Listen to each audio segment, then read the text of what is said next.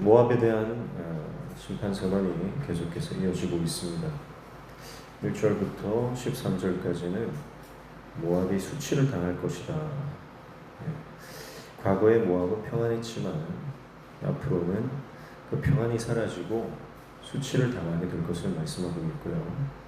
14절부터 17절까지는 하나님의 심판 도구인 바벨론을 통해서 당할 재난이 임박했다. 그래서 14절에 보면 모압은 스스로 용사요 전사라고 말하지만 15절 17절에는 그들이 땅에 황폐해질 것이다. 18절부터 25절까지는 모압을 파멸하는 자가 다가옴으로 인해서 심판받게 됨을 말씀합니다.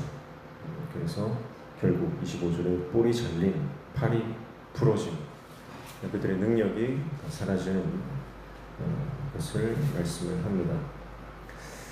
모압이 이렇게 하나님의 심판을 받는 이유가 뭡니까? 그것은 바로 11절에 보시면 모압은 젊은 시절부터 평안하고 포로도 되지 아니하였으므로 마치 술이 그찢기 위에 있고 이 그릇에서 저 그릇으로 옮기지 않은 같아서 그 맛이 남아있고 냄새가 변하지 아니하였도다. 이렇게 말하죠. 젊은 시절부터 평안하고 포로도 되지 않았다. 그렇게 말씀을 합니다. 그러니까 오랜 기간 동안 번영했습니다. 그래서 모압은 경제적으로 부국이고 군사적으로 강국이고 또 외세의 침략이나 유배를 경험해 보지 않았던 그런 안정과 번영을 누렸던 나라입니다. 그것이 그들을 스스로 오만하게 만들었고 그리고 안일하게 만들었습니다. 지금까지 그랬던 것처럼 앞으로도 우리는 영원히 번영할 것이다, 영원히 무사할 것이다 라고 하는 생각을 가지게 된 것입니다. 그리고 13절에 이스라엘 집이 베델을 의뢰함으로 수치를 당한 것 같이 모압이 그못으로 말미암아 수치를 당하리로다 그랬어요. 그래서 그들이 하나님을 인정하지 않고 그모스라고 하는 헛된 우상을 섬긴 것, 그것이 그들이 심판당하는 또 하나의 이유라고 말씀을 하고 있습니다. 모압은 강한 나라입니다. 모압은 아름다운 나라입니다. 그러나 그들은 오만함에 빠졌고 우상 숭배에 취해 있었기 때문에 그들이 자랑하고 그들이 자부했던 모든 것들은 수치와 통곡으로 바뀌게 될 것이다. 그렇게 말씀을 합니다. 14절에 너희가 어찌하여 말하기를 우리는 용사요 능란한 전사라 하느냐 그렇게 말해요. 자, 스스로 그들은 우리가 용사다, 능란한 전사다, 자기 확신이 있습니다. 자신감이 있습니다. 한 번도 침략을 당해보지도 않았고 그들은 강했기 때문입니다. 그러나 그들이 과신하던 자신감이 실체 없는 자만일 뿐임을 알게 될 것을 말합니다. 그래서 15절에 만군의 여호와라 일컫는 왕께서 이와 같이 말하노라. 모압이 황폐하였도다. 그 성읍들은 사라졌고 그 선택받은 장정들은 내려가서 죽임을 당하니 16절 모압의 재난이 가까웠고 그 고난이 속히 닥치리로다. 이렇게 말씀을 하고 있습니다. 스스로 용사라고 말했던 사람들, 능란한 전사라고 말했던 그 사람들, 그 장정들이 내려가서 죽임을 당하게 될 것이다. 이렇게 말씀을 하고 있습니다. 자, 그러니까 오늘 말씀에 의하면 모압이 멸망한 이유는 그들이 늘 평안했기 때문에, 그들 안에 문제가 없었기 때문입니다.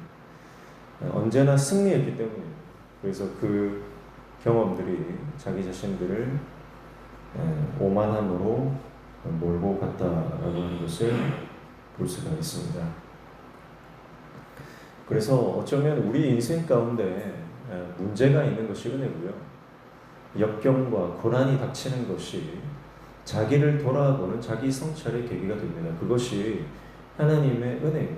하나님 때때로 우리를 지팡이와 막대기로 다루십니다. 우리가 곁길로 갈 때, 우리가 교만할 때, 우리가 하나님을 떠날 때 하나님 때때로 우리를 지팡이와 막대기로 인도하시는 때에 그 막대기로 맞으면 아프죠. 그러나 그것이 은혜입니다. 때로는 하나님 우리의 건강을 통해 다루시고, 우리의 관계를 통해 다루시고, 우리의 재정을 통해 다루시고, 여러 가지 우리의 삶의 어떤 시련과 역경을 통해서 우리를 다루시는 문제들이 있습니다. 그러나 우리가 그 하나님의 다루심을 받는다라고 하는 것, 그것이 은혜죠. 모압 같은 것의 경우는 하나님의 어떤 유기의 상태, 하나님이 내버려 두신 겁니다. 그것이 절대 여러분 축복이 아닙니다. 끊임없이 잘 되는 것, 끊임없이 승승장구하는 것, 여러분 그것이 성공인 것 같지만 절대 그렇지 않습니다. 내가 넘어지는 것이 다시 주님을 바라볼 수 있는 기회가 되고, 내가 어떤 문제 앞에서 눈물을 흘리는 그것이 하나님께로 돌아가는 기회가 되는 것입니다.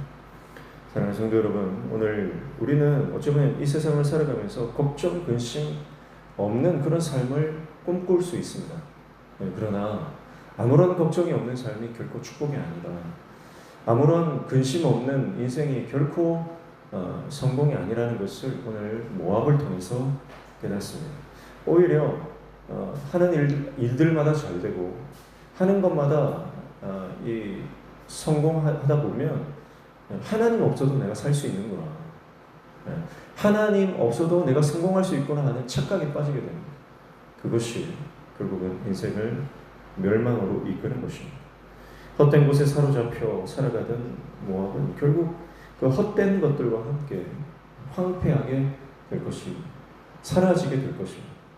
사랑하는 성도 여러분, 오늘 우리 인생 가운데 때로는 어려움이 있고 때로는 고통이 있고 황무지와 같은 광야의 길을 걸어가는 것조차도 우리가 그 안에서 하나님을 바라본다면, 그 가운데서 주님의 은혜를 구하게 된다면 여러분 우리 문제도 은혜의 도구가 되는 줄로 믿습니다. 우리가 하는 일들이 막힐 때가 있습니다. 막힐 때 우리가 주님을 바라본다면 그것이 하나님 주시는 고난으로 포장된 하나님의 축복이다.